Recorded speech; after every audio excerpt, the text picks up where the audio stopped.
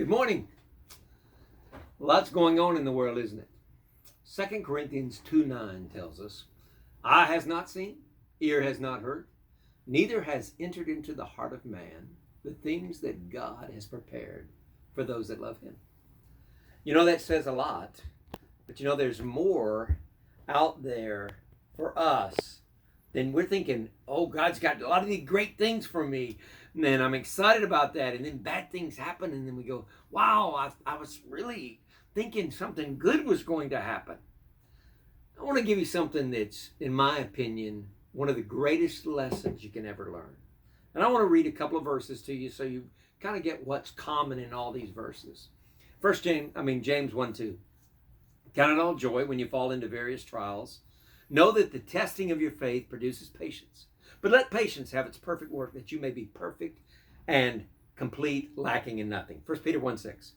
In this you rejoice, though now for a little while it's necessary that you're grieved by various trials, that the genuineness of your faith, more precious than gold that perishes, though tested by fire, may be found to result in praise and glory and honor at the revelation of Jesus Christ.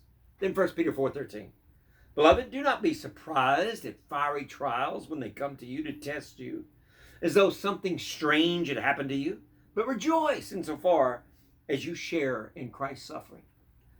Romans 8:18. The sufferings of today are not worthy to be compared to the glory that will be revealed in us. Now, all of those have in common this, that we rejoice in the suffering and something better is coming. Now, you remember when Mrs. Zebedee showed up and she asked Jesus, said, can my son James and my other son John sit on your right hand and your left hand? Is that all right? And he said to the boys, you don't know what you're asking. Can you drink of my cup? They said, yes, we can. He said, all right, you will.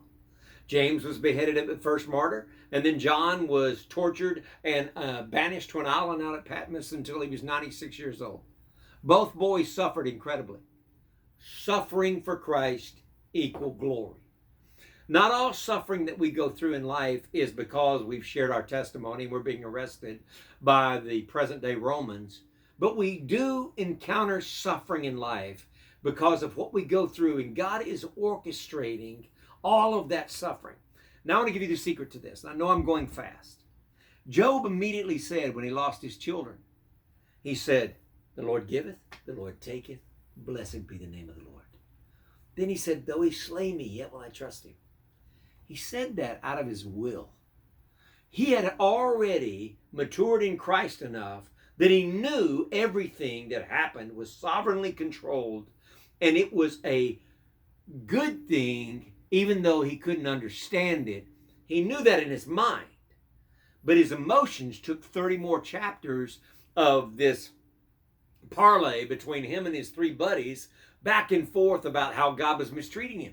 And why was God doing all this? And why would God not answer him? And why would God not give him some kind of vindication for being a good guy? Finally, God shows up. And Job comes to an understanding. You see, his will made a decision. His emotions were being tormented. But finally, his mind caught up and he said, you know what? I spoke what I shouldn't have spoken. In other words, I was speaking when I should have been listening to God. There is purpose in all of this. There is plan in all of this. You remember the song? I graduated high school in 73.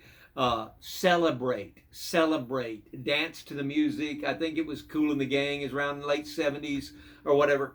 And celebrate, dance to the music.